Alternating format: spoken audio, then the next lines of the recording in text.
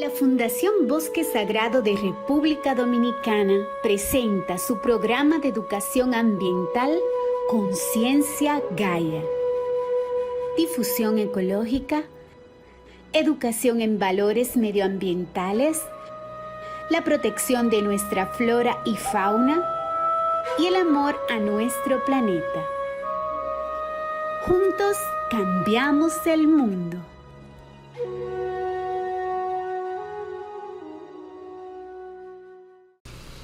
Hoy les traemos el tema las plantas acuáticas.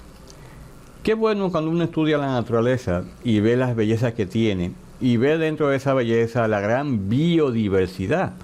Ustedes saben que muchas veces hemos hablado de las plantas acuáticas y se confunden, por ejemplo, con las algas. Recomendaría que viesen aquí en el canal de YouTube de Bosque Sagrado un tema que se llama Las algas no son plantas. Porque hoy vamos a referirnos a las plantas acuáticas y no vamos a mencionar a las algas, porque no son plantas, no pertenecen ni siquiera al mismo reino. Pero sí nos gustaría hacer este pequeño viajecito para que conozcamos un poquito más lo que es este mundo de las plantas que son acuáticas.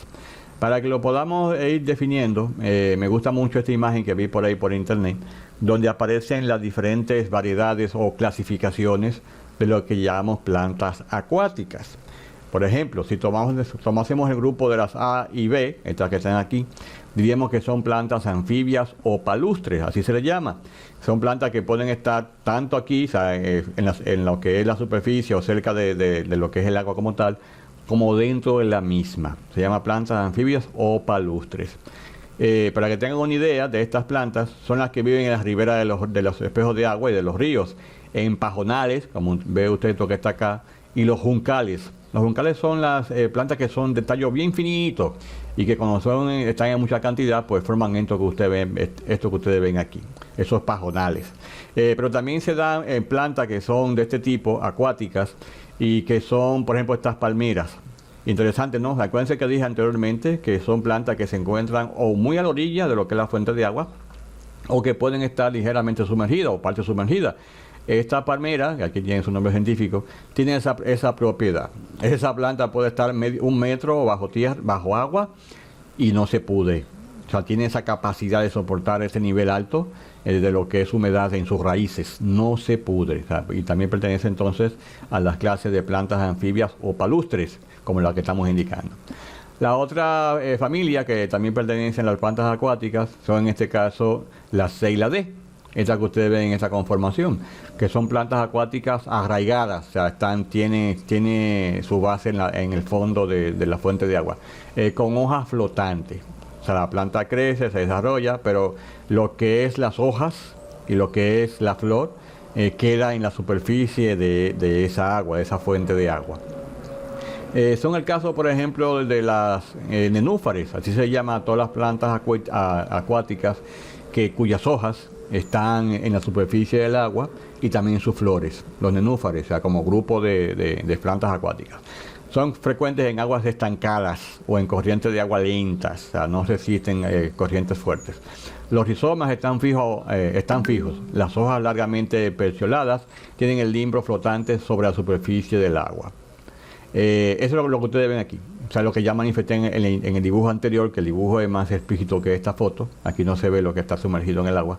De cómo esta planta, pues el limbo, que es lo que va agarrando esa hojita ya, se ve en la superficie del agua, al igual que lo que son sus flores. Hay otro tipo de plantas, en este caso esta que está acá, que tiene la misma conformación. Fíjense que va por el mismo lado, ¿no? O sea, lo que es hoja y flores están justamente sobre la superficie, mientras lo que es tallo y raíces están en la parte de abajo. O sea, este es el tipo de planta acuática, como dije, arraigadas con hojas flotantes. Como indiqué, la mayoría de estas plantas que cumplen con estas características se llaman nenúfares. Y ahora vamos con lo que es la otra clasificación de plantas acuáticas, en este caso E y F, que son plantas acuáticas arraigadas, pero a diferencia de las otras, estas están totalmente sumergidas, o sea, están dentro del agua. Reitero que no son algas, que se parecen.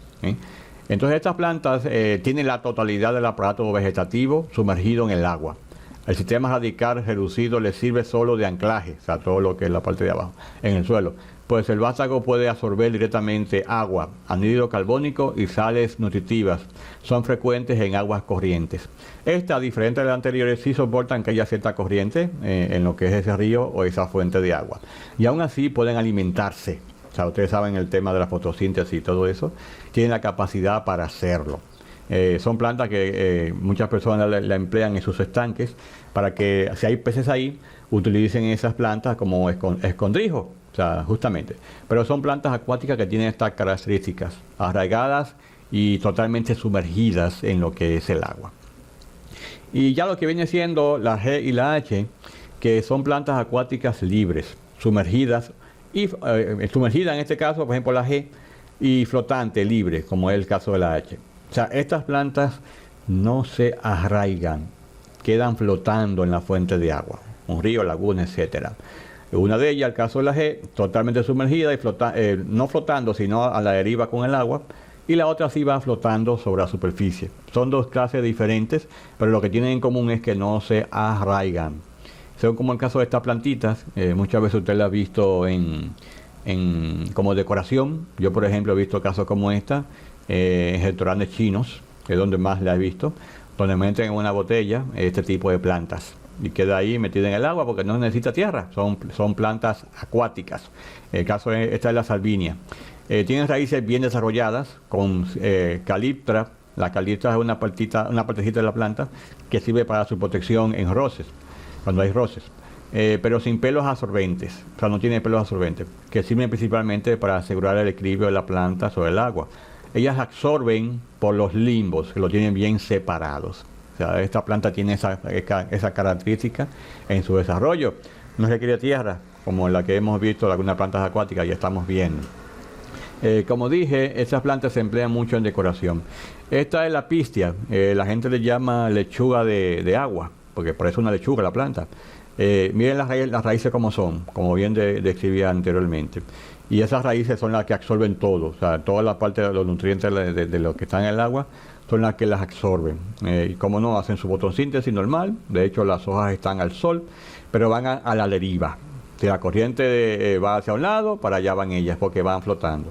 Tanto la de esta especie como la de esta, que ambas no se arraigan en el suelo, pero sí tienen la capacidad de irse dentro del agua en movimiento con las corrientes, o se van simplemente a la deriva mientras la corriente las va llevando.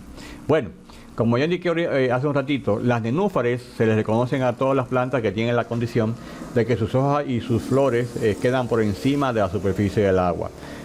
Parte interesante de esto es que las nenúfares generalmente son de zonas de agua estancadas, o sea, no resisten demasiado la corriente, porque lógicamente las va a hundir. No digo con esto que se vaya la planta a morir, pero ellas nacen y crecen, a veces con un tallo de más de 1 metro, buscando la superficie en la cual colocar las hojas y poner las flores, para que lógicamente el sol le pueda dar y puedan realizar lo que es la fotosíntesis.